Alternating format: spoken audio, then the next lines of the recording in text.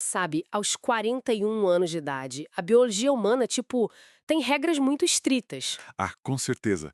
O corpo meio que exige que o ritmo diminua, né? Exato. O senso comum sempre diz que a grande maioria dos ex-atletas de elite que chegam a essa idade, bom, já trocaram as chuteiras por, sei lá, uma vida mansa em alguma praia paradisíaca. É o caminho natural da aposentadoria esportiva. Pois é. Mas hoje, na nossa imersão, nós vamos olhar para o material que pega essa regra biológica e simplesmente Rasga no meio. literalmente rasga no meio. Nossa imersão de hoje se baseia numa análise super profunda feita pelo canal esportivo Camisa 42. E a missão aqui é entender um fenômeno bem específico. Que é como o Cristiano Ronaldo, né? O maior artilheiro da história da Champions, está ativamente desafiando a medicina e o relógio biológico. Sim, o foco das nossas fontes é justamente a conquista do Campeonato Saudita, a Saudi Pro League, pelo Al Nassr. E, assim, a gente não vai só ler os números de uma tabela aqui. Até porque os números sozinhos não contam a história toda. Verdade. A ideia é desconstruir as engrenagens táticas, físicas e mentais que deixaram um jogador de 41 anos calar os críticos, sabe? Encerrar um jejum de títulos enorme do clube e transformar os jogos lá no Oriente Médio na contagem regressiva mais surreal da história do esporte. E o ponto de partida ideal para entender tudo isso é olhar logo para o clímax dessa jornada. Ok, vamos analisar isso então. O jogo do título. Isso. O material do Camisa 42 descreve a última rodada contra o Damac como tipo um show de gala, um verdadeiro atropelo. Eles ganharam de 4-1, certo? Exatamente 4-1 pro Al Nassr. Mas olha, o que realmente importa aqui não é só o placar dilatado, mas a mecânica, a forma como essa vitória foi construída no gramado. Porque não foi um jogo fácil logo de cara, né? O Damak tinha uma proposta. Tinha. Eles entraram com aquela proposta que a gente chama no jargão de retranca chata. Ah, a famosa retranca. Eles sabiam da disparidade técnica.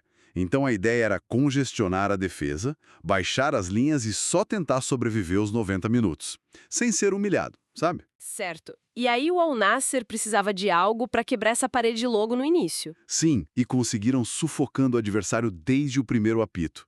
E a forma como fizeram isso é muito interessante. Sabe que lendo as fontes, a forma como eles quebraram essa parede me fez pensar numa dinâmica curiosa. Em vez daquela velha analogia de uma orquestra onde tudo soa bonitinho, em sintonia fina, Que é meio clichê, né? super clichê, o que a gente viu em campo parecia muito mais com um comboio militar operando num território hostil. Opa, gostei dessa imagem. Como assim? Pensa na estrutura de um comboio VIP. Tipo, tem os veículos blindados pesados indo na frente e nas laterais, né? Eles vão abrindo caminho, absorvendo o impacto dos zagueiros. Empurrando as ameaças para longe. Exato. E tudo isso existe para quê? Só para garantir que o pacote principal, o veículo que carrega o alvo de alto valor, possa transitar livremente e chegar ao destino intacto, sem nenhum arranhão. Ah, tô vendo onde isso vai chegar. Mané e Coman. Eles mesmos. No gramado, o Sadio Mané e o Kingsley Coman funcionaram exatamente como essa blindagem pesada do comboio. Total. Fazendo trabalho sujo nas pontas. Sim, arrastando a defesa do Damac, esgarçando aquela retranca chata para que o pacote principal, o camisa 7, pudesse ser entregue direto na zona de finalização. Olha, essa imagem do comboio ilustra a mecânica de criação de espaço de um jeito brilhante. Porque uma defesa recuada só funciona se os defensores puderem manter a compactação. Ficando todo mundo juntinho ali, ombro a ombro. Isso. Mas quando jogadores muito agudos, muito rápidos, tipo o Mané e o Coman, atacam as laterais com agressividade, O cobertor fica curto, né? fica curtíssimo. Eles obrigam a defesa a se separar. E é nesse milissegundo de separação que a rede balança. A sintonia fina que as fontes falam. E a distribuição dos gols mostra essa engrenagem funcionando. Mané fez gol, Coman fez gol, e isso abriu a clareira definitiva para que o Gajo, né, o Cristiano Ronaldo, guardasse 2 bolas no fundo da rede. E o Damac ainda tentou respirar, né?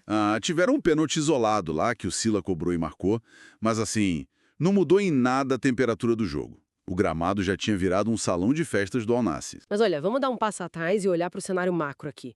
Porque eu fiquei com uma dúvida enquanto li o roteiro do vídeo. Manda! A gente sabe que o mercado saudita injetou bilhões de dólares recentemente, né? Eles montaram elencos que, assim, parecem seleções mundiais. E aí a gente tem a figura do técnico, o Jorge Jesus, O famoso Mister. o Mister.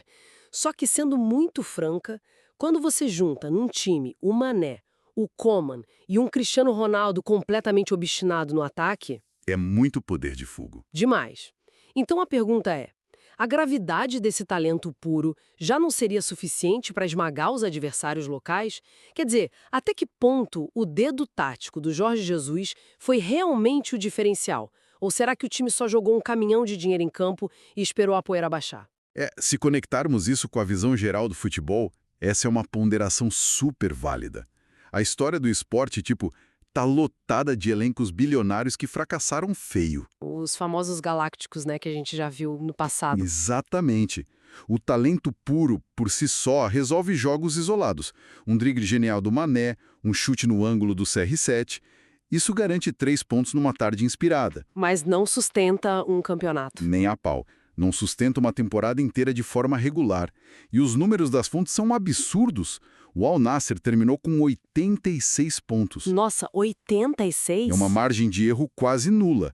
Foram 28 vitórias, só 2 empates e 4 derrotas o campeonato todo. Caramba! E para construir algo assim, o talento precisa estar meio que encapsulado num método tático muito rigoroso. Porque senão vira aquilo que a gente falou. Um bando de astros no ataque esperando a bola no pé, enquanto a defesa fica ali completamente exposta aos contra-ataques. E o desequilíbrio é o maior inimigo de um time de estrelas. Então o trabalho do Jorge Jesus não foi ensinar o Cristiano a fazer gol. Óbvio. Lógico que não. O dedo tático dele foi montar uma verdadeira máquina de somar pontos, criando uma estrutura de recomposição para blindar a defesa. Um ecossistema tático. Isso, onde os pontos e o meio-campo sabem exatamente quais zonas cobrir quando perdem a bola. É isso que deixa o Al Nassr pressionar lá em cima. É o que permite vencer aqueles dias em que o ataque, sei lá, acorda meio de mau humor e não tá tão inspirado, né? A defesa segura a onda. Com certeza, sem a disciplina imposta pelo Jesus, eles teriam tropeçado muito mais. E a gente tem que lembrar do contexto, né? Essa regularidade toda tinha um peso gigantesco nos bastidores. Ah, o jejum de títulos. O texto bate muito nessa tecla. O Al Nassr estava amargando um jejum incômodo de taças oficiais desde que o Cristiano Ronaldo chegou no final de 2022. O que gerou uma narrativa pesada de crise iminente. Nossa, eu imagino, a pressão deve ter sido surreal. No esporte de alto nível, e ainda mais num projeto bilionário como esse mercado árabe, a paciência não existe.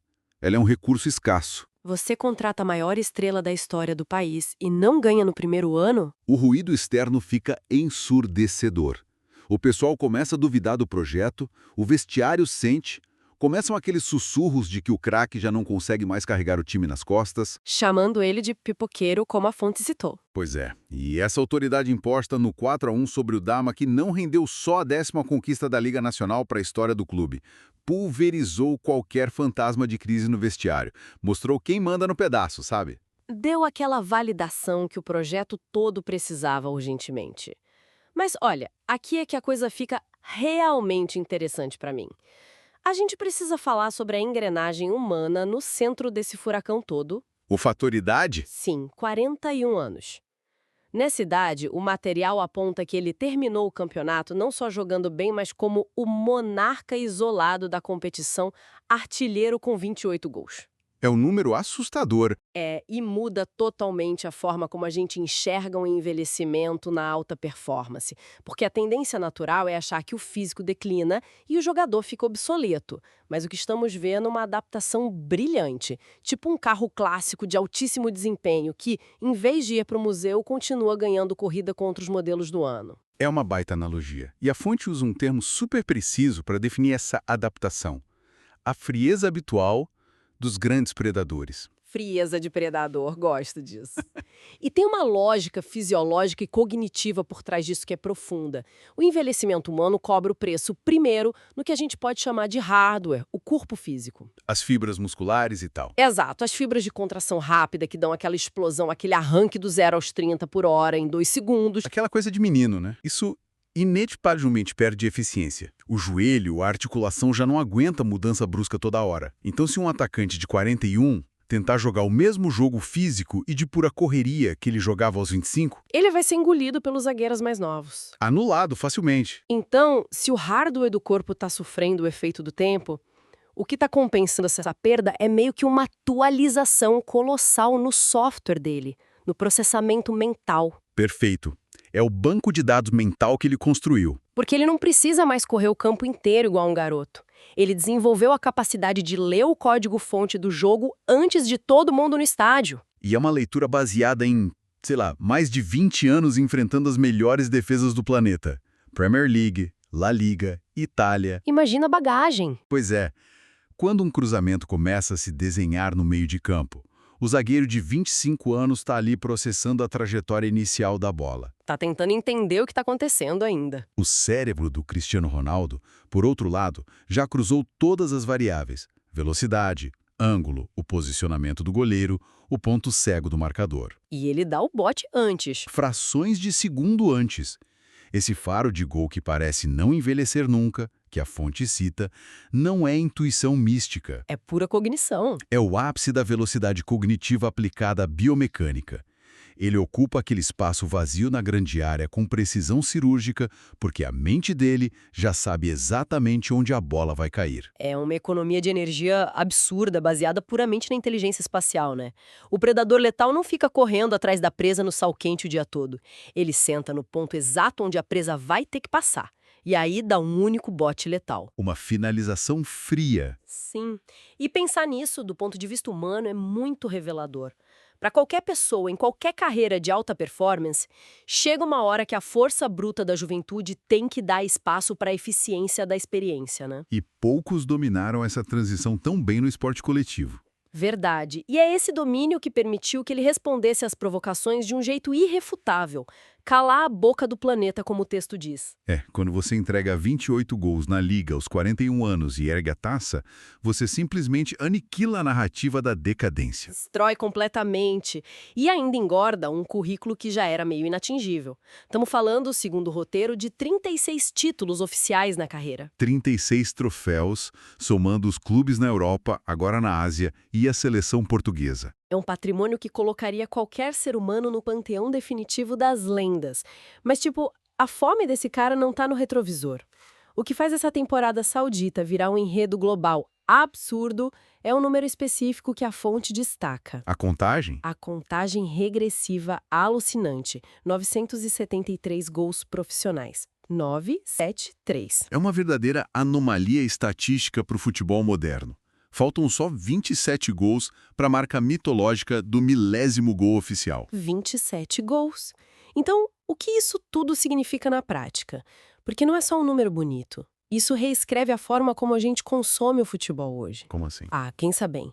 Antes, uma partida do Al Nassr contra, sei lá, o Damak ou um time do meio da tabela seria no máximo uma notinha de rodapé no noticiário esportivo. Passaria batido. Totalmente. Mas agora, com essa contagem regressiva rodando, a atmosfera mudou. Tem áreas de puro cinema. Cada vez que ele domina uma bola na ponta da área, vira um evento internacional. Mobiliza o mundo inteiro. Do Japão ao Brasil. A galera não quer só ver quem ganha os 3 pontos. É uma vigília global para testemunhar a história. E isso levanta uma questão importante sobre a mente desse cara. Imagina a arquitetura psicológica necessária para continuar se submetendo ao sacrifício diário nessa altura do campeonato. Porque deve doer. Muito? Aos 41, você acorda com dores articulares. A recuperação muscular é infinitamente mais lenta. Exige uns protocolos de fisioterapia complexos, tipo entrar em banheira de gelo todo dia, dieta super restritiva, privação de prazeres normais da vida. E o cara já tem uma conta bancária incalculável. Já tem status de ídolo global, as 36 taças em casa. O que faz ele sujeitar o corpo a essa tortura voluntária? Exato. O dinheiro já não é o motor. O orgulho de calar os críticos também já foi resolvido. A resposta tem que ser um objetivo tangível. E é aí que o 1000º gol entra. É o combustível psicológico dele, né? É um suporte estrutural para a mente. O objetivo é tão descomunal e raro que exige um máximo absoluto de disciplina. É esse farol lá no horizonte que dá sentido para a rotina de desgaste. A mente dele usa essa meta colossal para forçar o corpo físico a continuar obedecendo. Faz muito sentido. Porque sem uma meta desse tamanho, relaxar seria quase que biologicamente inevitável. E essa vontade feroz de chegar no milésimo gol retroalimenta a necessidade dele se manter como titular numa máquina exigente como a do Jorge Jesus. E, por outro lado, a disciplina do Jesus cria aquele ecossistema onde esses 27 gols restantes podem ser fabricados com mais facilidade, sem o Cristiano ter que correr para trás igual maluco para marcar lateral. É uma simbiose perfeita, né? O técnico precisa do faro de gol dele para validar o sistema defensivo e garantir os 86 pontos, e o craque precisa da blindagem do técnico para conservar as pernas para os momentos de finalização. Um acordo não verbal mediado por talento extremo e rigor. E o saldo disso, que o camisa 42 atesta, é um campeonato sem contestações. Eles provaram que o talento amparado por inteligência é imune ao passar dos anos. Para amarrar tudo que a gente destrinchou hoje aqui, a jornada inteira formou um quebra-cabeça brilhante. Nós vimos como a retranca chata do Damar foi desmontada por aquele comboio tático avassalador, resultando num 4-1 incontestável. E entendemos como um elenco estelar só virou uma máquina de 86 pontos por causa do rigor posicional implantado pelo treinador. Sim. E principalmente analisamos como o cérebro afiadíssimo consegue compensar a perda do hardware biológico, deixando Cristiano Ronaldo reinar como monarca do Sauditão com 28 gols, silenciando as narrativas de decadência e quebrando o jejum do clube. As peças encaixaram.